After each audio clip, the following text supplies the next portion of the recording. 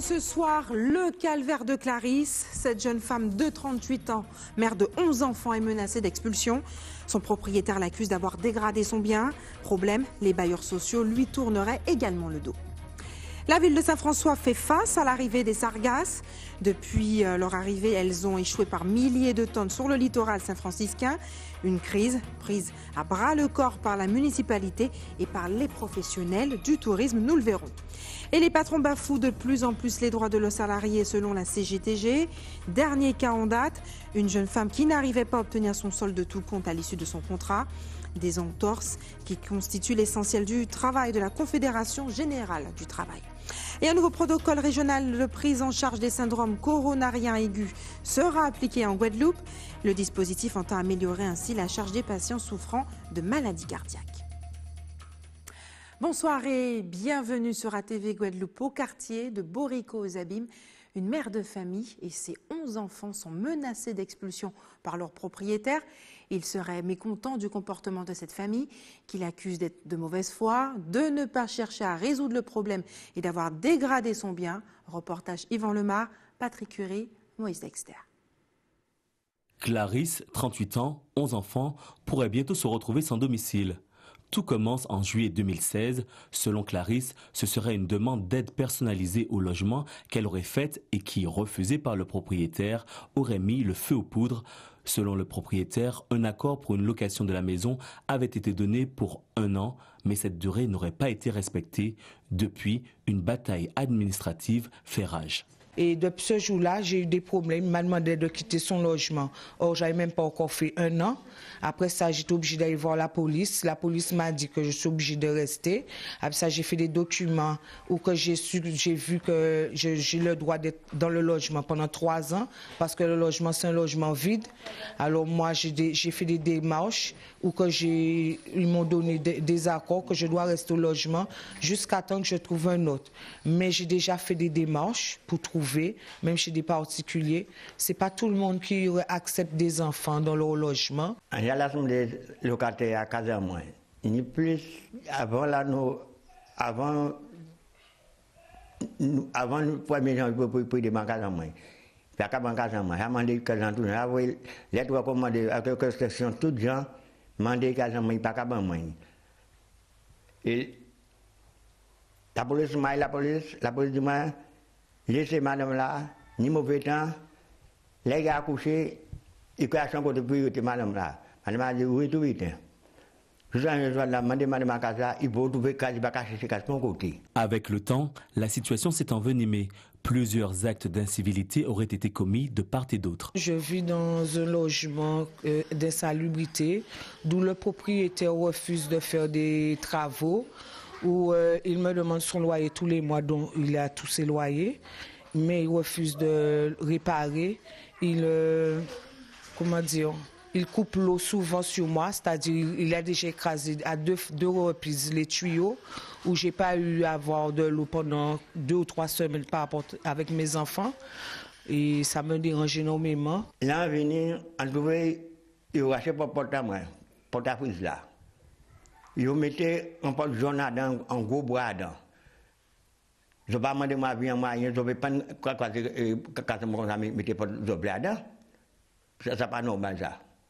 Là, on voit ça, moi, je prends maton avec un croisé de tuyau là. À moins que le tuyau a beaucoup venu modifier, tuyau là, il doit aller venir dedans. Là, on voit un capet trop de l'eau. Un plombier là, un plombier arrangé doit bon encore. On va répéter de l'eau, c'est me la s'en foutre. Les deux protagonistes souhaitent trouver une solution rapide pour sortir de cette impasse. Clarisse a déjà fait des démarches auprès des bailleurs sociaux sans succès.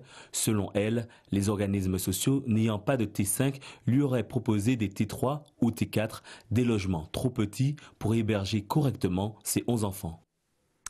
Des tonnes de sargasses sur ces plages. La ville de Saint-François est la plus touchée par cette invasion d'algues brunes. Pour faire face à l'urgence et à l'ampleur du phénomène, la municipalité a dû mettre seule la main à la poche, 20 000 € pour mettre en place un système de protection avec les moyens du bord. Reportage Anne-Elisabeth Artsen.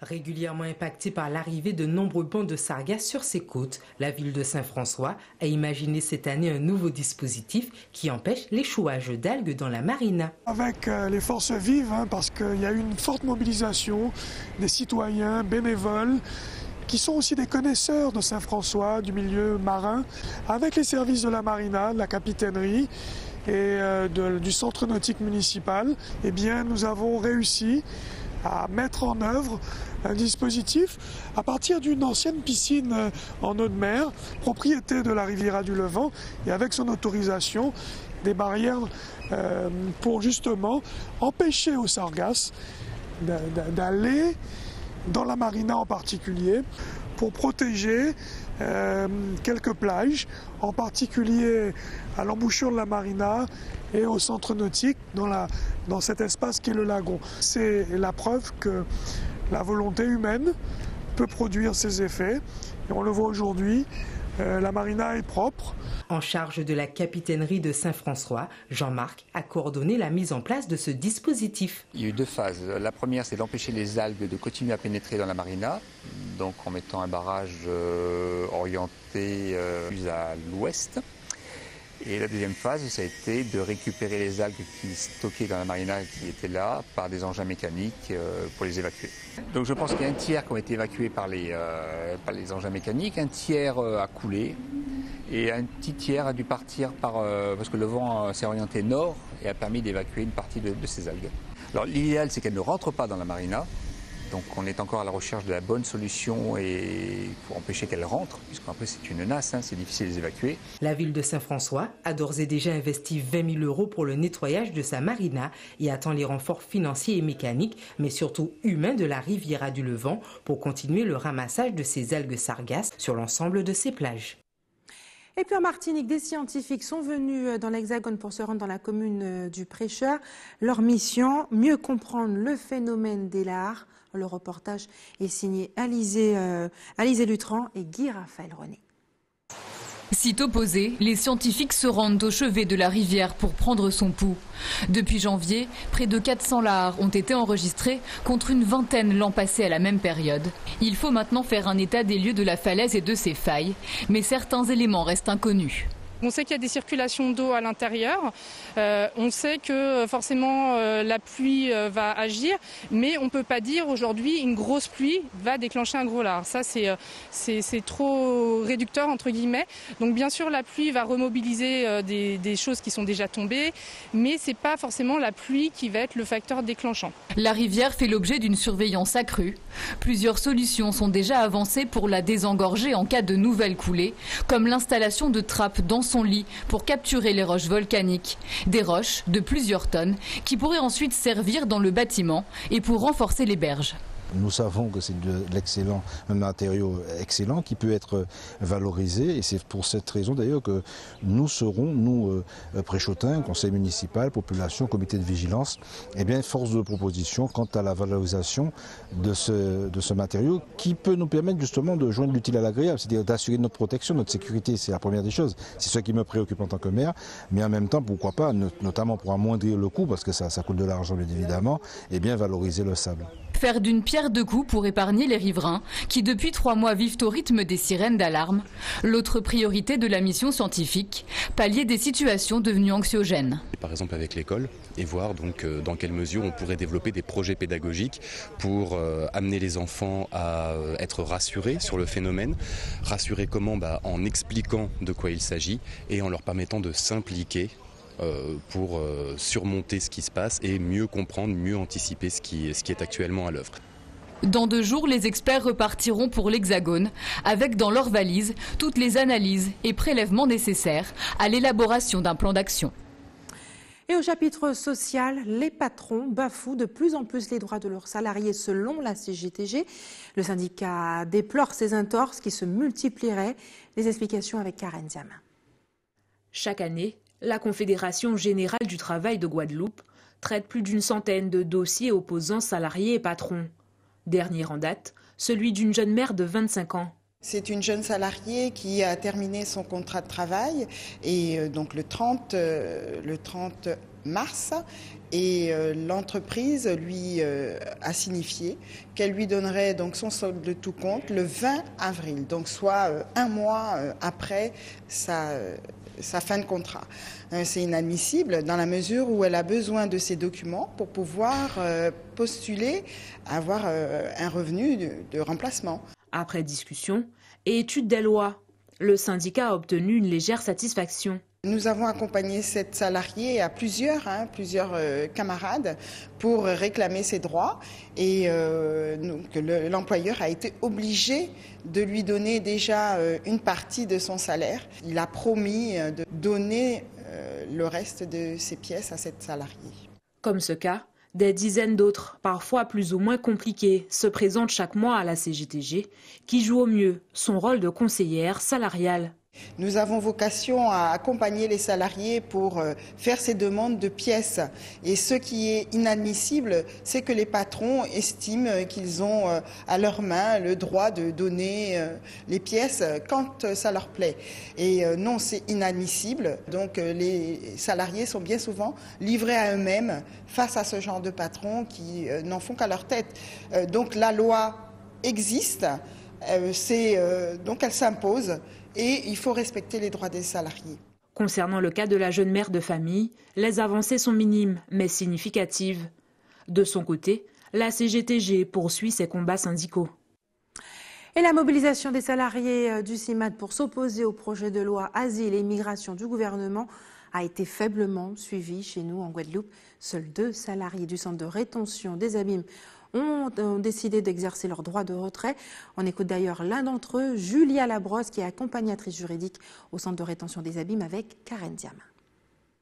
Le contexte est différent. Il est vrai qu'en métropole, il y a des actions interassociatives qui sont peut-être un peu plus importantes, mais pour nous c'était important de marquer le coup et de montrer qu'en Outre-mer, on n'oublie pas la question des étrangers, qui est d'autant plus importante que le droit n'est pas aligné sur celui de la métropole. Donc on pense que c'est important de faire entendre notre voix ici aussi.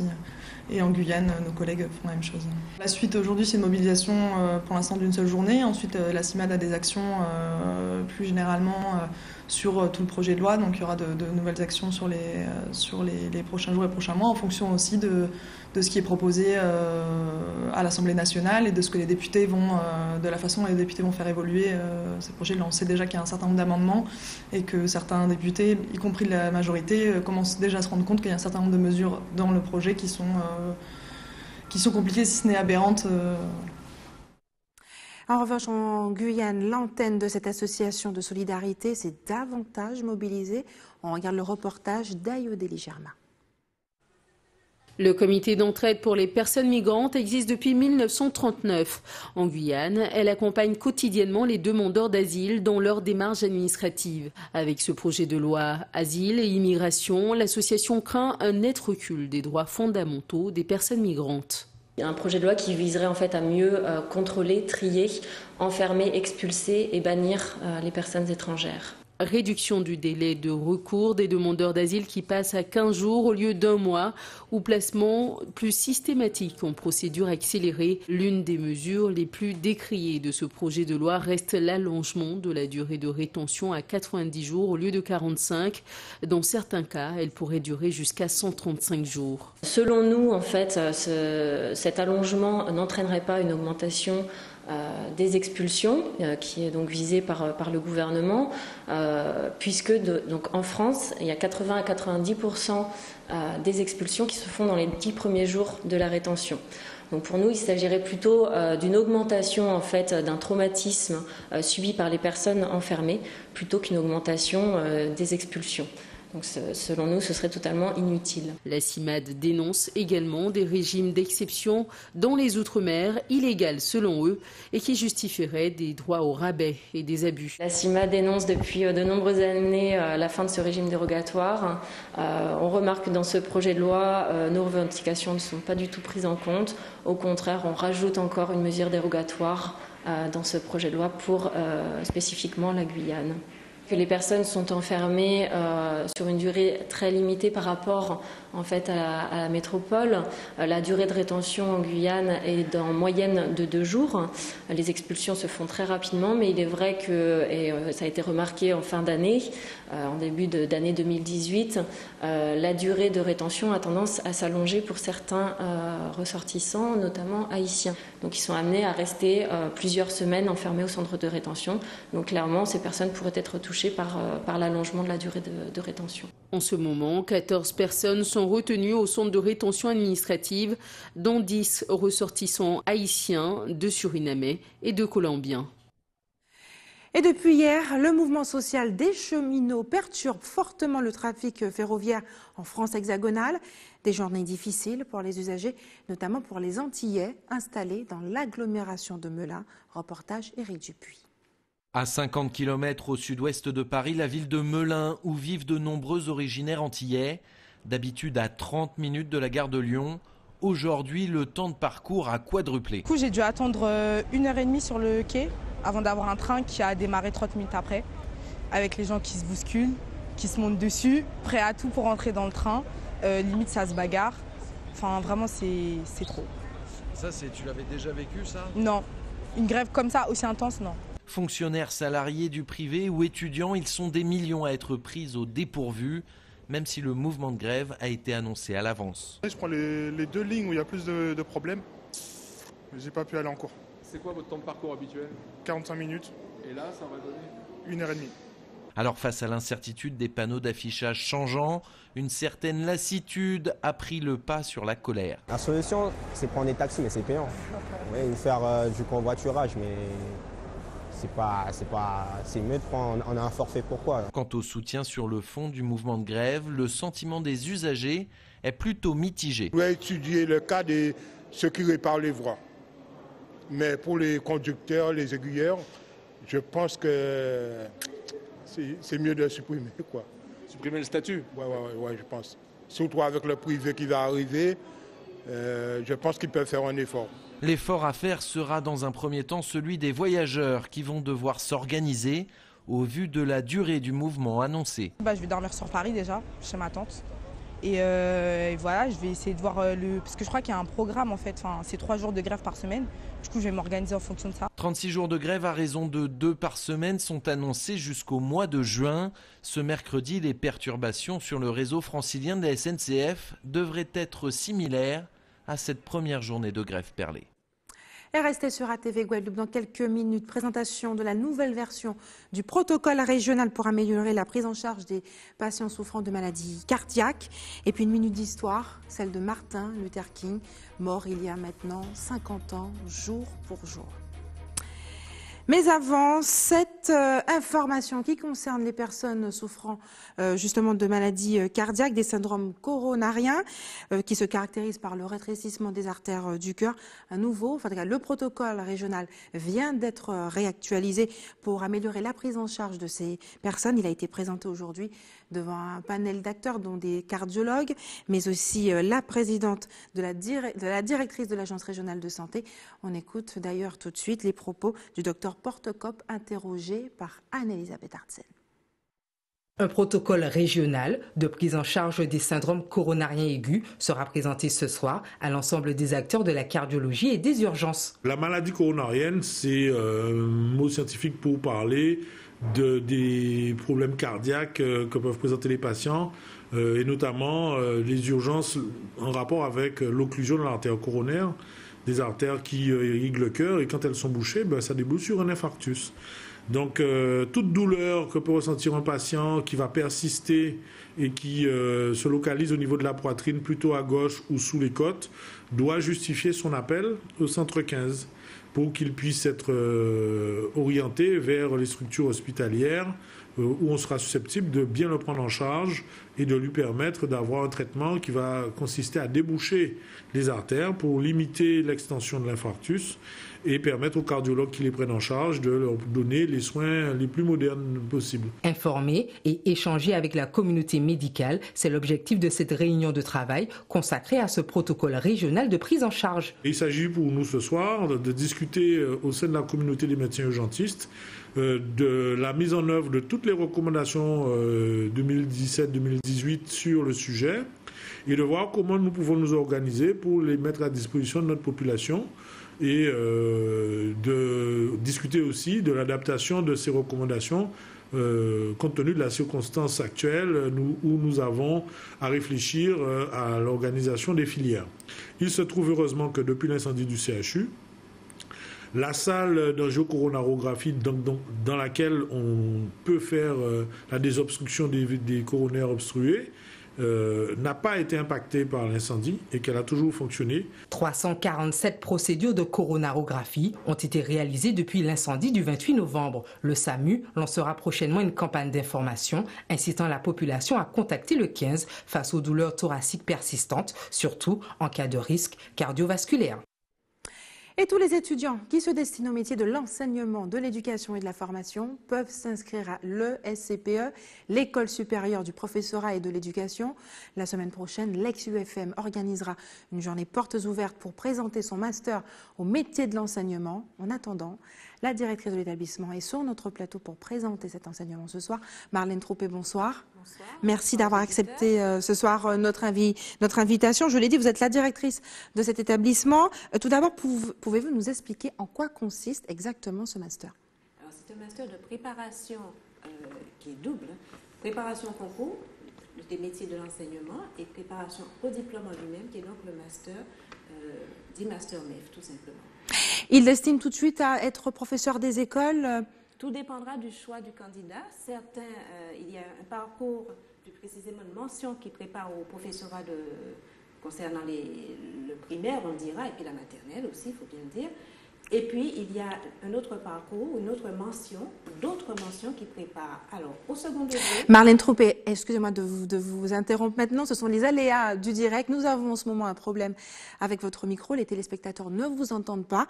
Du coup, nous reviendrons sur cette interview dans quelques minutes. Mais tout de suite, on s'intéresse à Martin Luther King, qui est mort il y a 50 ans, jour pour jour.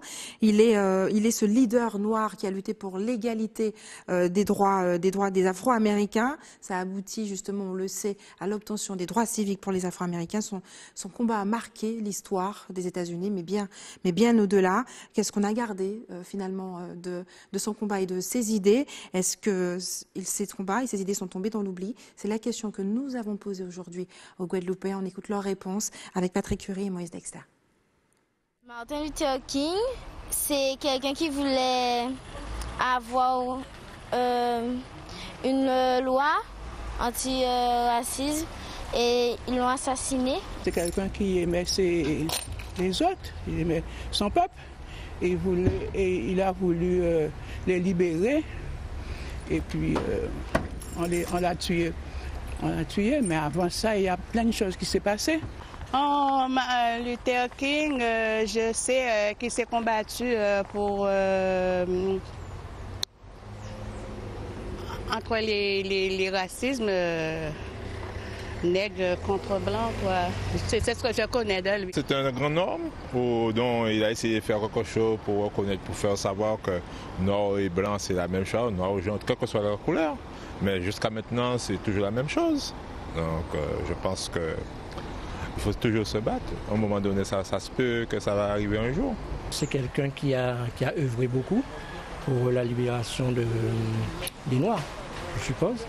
Et c'est un combattant, c'est quelqu'un que, normalement, qui devrait être encore en vie, quoi. Donc, malheureusement, il a été abattu. Pour moi, il n'a rien fait pour moi. Je ne sais pas s'il a fait pour les autres, mais peut-être pour la démocratie, il a fait quelque chose au niveau de... Comment ça s'appelle encore pour les Noirs ou? Oh, pas grand-chose, hein. Je sais que c'est un défenseur des droits des Noirs, et puis c'est tout. Martin Luther King, c'est un défenseur de la cause noire. Voilà, il s'est bien battu et il en est mort. C'est un personnage qui s'est battu pour la liberté des Noirs et pour vivre ensemble, quoi. Le nègre, le noir et le blanc, pour un monde uni. Martin Luther King, il a lutté pour le droit de vote des Noirs aux États-Unis. Ça a servi aussi pour la Guadeloupe. C'est du passé pour moi là. Mais je sais que c'est un gars qui a lutté beaucoup, quoi, pour la libération de la race noire, quoi. Donc voilà, mais à part ça, je ne peux pas vous dire grand-chose. Martin Luther King, c'était un grand combattant pour les libertés des Noirs, un rude combat pour les droits civiques en Amérique. C'est la journée de Martin Luther King aujourd'hui. On en parle beaucoup. Donc je pense qu'on doit s'arrêter un moment et penser à tout ce qu'il a pu faire pour le peuple noir américain. Marlène Troupé, nous revenons maintenant vers vous. On l'a dit, ce sont les aléas du direct. Expliquez-nous en quoi consiste exactement ce master. Alors, c'est un master qui prépare doublement. Il prépare au métier de l'enseignement et de l'éducation et de la formation et il prépare aussi au concours pour les personnes qui sont intéressées aux concours dits nationaux ou régionaux, professorat des écoles, les concours d'enseignement du second degré, les concours d'encadrement éducatif. Et puis, il y a également un master un petit peu particulier, le master pratique et ingénierie de la formation, pour toute personne qui s'intéresse au métier de la formation de manière générale. Il y a un rapport qui était sorti à la fin de l'année 2016, c'est le rapport du sénateur Carl sur le budget de l'éducation nationale, qui faisait état d'un nombre de démissions dans l'éducation nationale qui avait doublé en 4 ans. Est-ce que c'est le cas également en Guadeloupe ? Alors, il est vrai qu'on enregistre quelques cas de démission. Il faut savoir que c'est un métier qui est particulier. L'objectif justement de cette journée portes ouvertes, c'est de sensibiliser les candidats au métier, de leur permettre de prendre la pleine valeur en fait de ce qu'ils souhaitent embrasser comme carrière, de manière à éviter justement à l'avenir qu'il y ait des démissions. Notre objectif est vraiment de prévenir et d'inciter en fait les candidats, puisqu'il y a un réel besoin de formation de tout personnel qui souhaite transmettre quelque part des connaissances, des compétences à d'autres, tout simplement. Oui, bien sûr, il y a un besoin de formation, de validation. De toute façon, on ne peut pas enseigner si ce n'est pas le cas. Est-ce que c'est encore un métier qui attire ? C'est encore un métier qui attire. Alors, l'attirance peut être liée à plusieurs causes. Dans tous les cas, c'est encore un métier qui attire, mais quelquefois, les personnes ont, je dirais, des repères qui ne sont plus. On est à l'ère du numérique, il faut bien le dire. On ne pourra pas enseigner en 2018, 19, voire 20, comme on enseignait, allez, je veux dire, il y a 5 ans. Il importe donc que notre composante universitaire, puisque le SPA est une composante de l'Université des Antilles, s'attache à former les enseignants, j'ai envie de dire, au goût du jour. Et quand on veut former au goût du jour, ça signifie que quelque part soi-même, il est nécessaire qu'on soit formé pour cela. Quelle est votre réaction par rapport à ces parents qui maintenant préfèrent garder leurs enfants chez eux pour leur enseigner, ou encore ces écoles alternatives qui commencent à vraiment éclore en Guadeloupe ? Alors, je ne dirais pas qu'il y a un effet de mode, mais il y a une réalité en fait de l'organisation des parents et des associations de parents, d'élèves aussi, il faut le dire, qui quelquefois considèrent qu'ils peuvent assurer la formation de leurs enfants avec des acquis qu'ils ont eux-mêmes.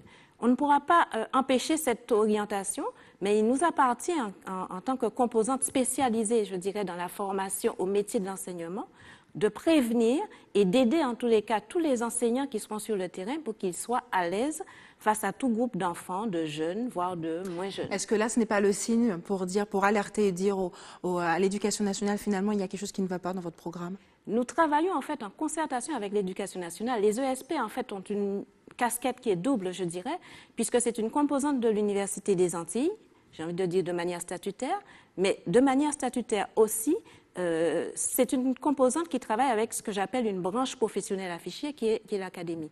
Il nous appartient de travailler régulièrement en partenariat avec l'Académie pour essayer, en tout cas donner tout ce que nous pouvons pour enrayer toute difficulté qui pourrait être retrouvée sur le terrain avec les personnes que nous formons.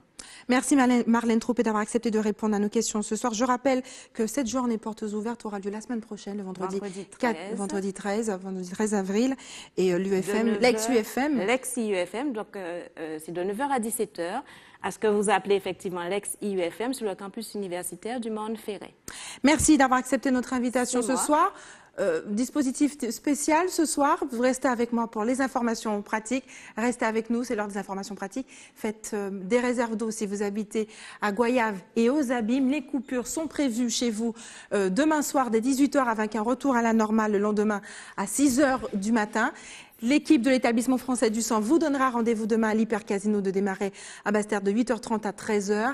Et enfin, si vous êtes témoin d'un événement, n'hésitez pas à nous appeler au 60 11 2 fois. Voilà, c'est la fin de notre édition locale et régionale. Avant de se quitter, je vous rappelle les principaux titres de ce mercredi 4 avril. Nous l'avons vu ce soir, le cas désespéré de Clarisse, cette jeune femme de 38 ans, mère de 11 enfants, menacée d'expulsion. Son propriétaire l'accuse d'avoir dégradé son bien et les bailleurs sociaux lui tourneraient, selon ses propos, également le dos. La ville de Saint-François, nous l'avons vu, fait face à l'arrivée des sargasses. Depuis l'invasion, la nouvelle vague, elles ont échoué par milliers de tonnes sur le littoral saint-franciscain. Une crise qui a été prise à bras-le-corps par la municipalité et par les professionnels du tourisme sur place. Et les patrons bafouent de plus en plus les droits de leurs salariés selon la CGTG. Le syndicat tire la sonnette d'alarme. Le dernier cas en date, une jeune femme qui n'arrivait pas à obtenir son solde de tout compte à l'issue de son contrat. Et nous l'avons vu ce soir, un nouveau protocole régional de prise en charge des syndromes coronariens aigus sera appliqué en Guadeloupe, un dispositif qui entend améliorer la charge des patients souffrant de maladies cardiaques. Merci d'avoir choisi ATV Guadeloupe. Je vous souhaite une excellente soirée.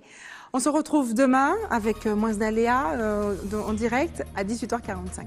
À demain.